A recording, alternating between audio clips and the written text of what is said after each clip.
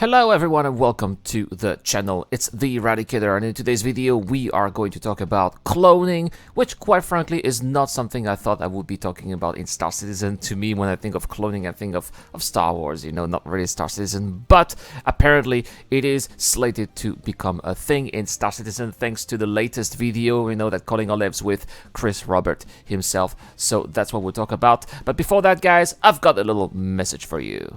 This video is brought to you by the people who support this channel on Patreon and via the join button as well. Supporters of the channel get access to lots of cool perks such as access to my private Discord, your question answered in the show, you get to know when I'm going to play, and also you get to have a chance to influence the editorial line of the channel. Any help is appreciated, starts at just $1 a month. Thank you very much for watching. This is the Eradicator, and I'll see you guys later.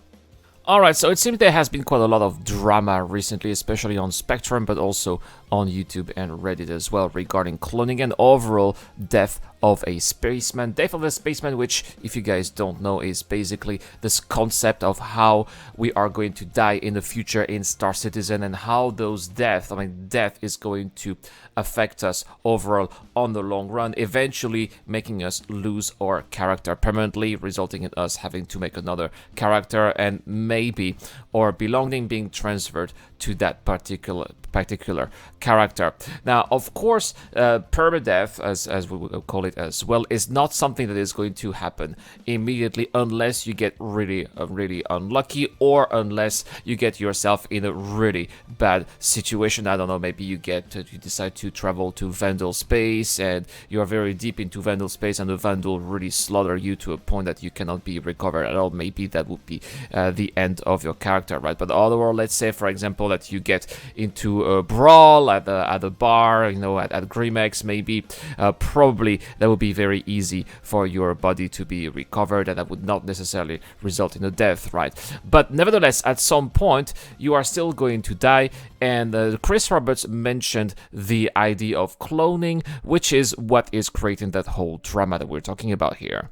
Now, just to make it clear, you are not going to be cloned every single time you get shot, right? There is also the possibility of you simply having your health at 0, but you're not dead yet. You just need to be, for example, reanimated, and for that, you either need to wait for some medic players around there who may reanimate you, or eventually some kind of automated service that may eventually come pick you up on time and then reanimate you. That is what can happen before you get eventually cloned. Now, when this happened, you know, what you maybe, yeah, as Chris Roberts said, maybe you'll get some scars, maybe you lose an arm, but at least you will still not be dead yet.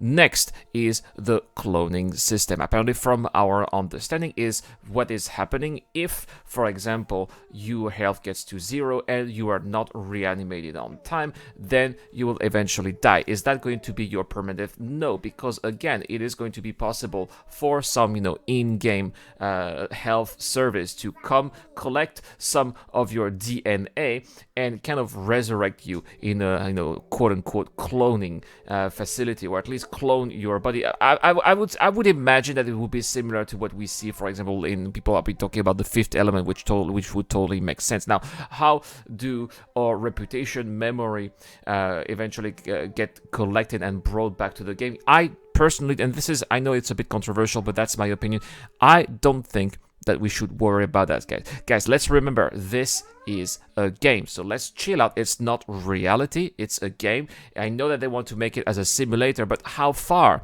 can the simulation go until it becomes a little bit too tedious and a little bit too complicated? I think that we should just take it easy, enjoy the game, take it as Chris Roberts says, you know, this is like a new life. If you remember those old games, you know, those 1980s, 1990 games where you basically had X amount of lives until, you know, that was it, game over, right? It's kind of like the same mechanic, except that we are in 2020, or it's going to be 2021 or 2022, right? We don't know exactly when this will be out.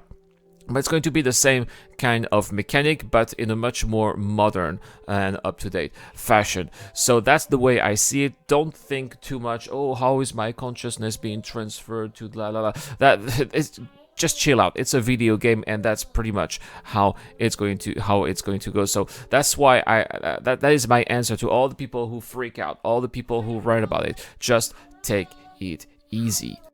And then there's the question of how your body is going to degrade as you are getting cloned over and over again, right? And I think that from what I understand here is, for example, let's say your arm is damaged or you lost a leg, right?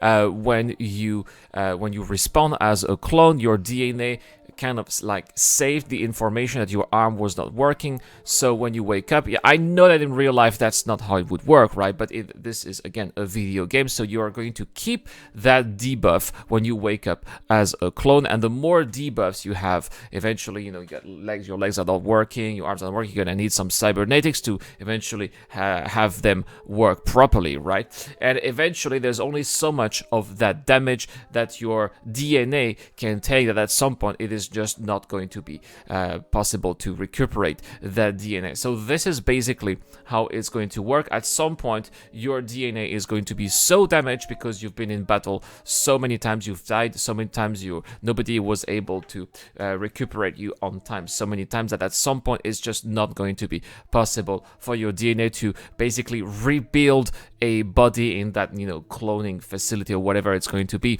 and then that is going to result in your permadeath. This is going to be the plan. To me, this does not deviate so much from the original Death of the Spaceman. We had that Death of the Spaceman document in 2013. That was a long time ago. Everything was still on paper. Now things are not on paper anymore. Things are being designed, things are being concepted, things are being put into the game as well. There's always going to be, you know, the theory and the practice. This is the moment right now when we are starting to finally change and move from the theory to the practice, and it requires some adjustment from CIG's side. It is also going to require some flexibility on our side, on the player side as well, which is why, again, I repeat, we should take a chill pill, take it easy, and let's just enjoy the game for what it is. That's my opinion, guys. Of course, if you disagree with me, I would be more than happy to read your comments in the comment section down below. As always, I know that this is a difficult topic for some people. Please remain respectful. That is all I'm asking of you guys. That's all for this video. Thank you very much for watching. Please hit the like and subscribe button if you like this kind of content and you want to see more. This is the Eradicator, and I will see you guys later.